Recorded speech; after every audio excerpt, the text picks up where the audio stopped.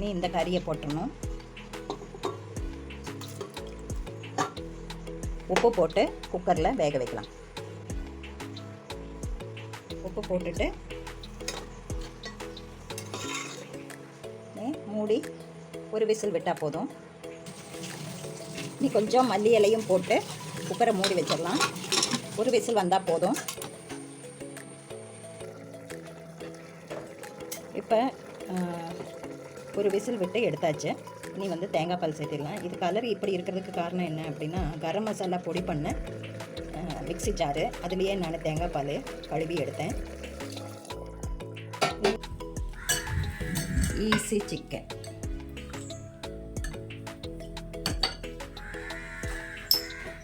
நீங்களும் இதை வீட்டில் செஞ்சு பார்த்துட்டு கமெண்ட்டில் ஷேர் பண்ணுங்கள்.